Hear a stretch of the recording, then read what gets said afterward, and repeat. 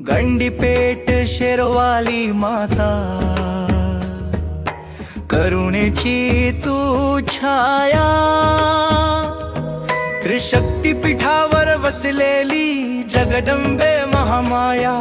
महाकालीचे तेज रूप अज्ञानाचा नाश करी, तुळजा भवानी माते भक्तांच्या संकटांशी लढी,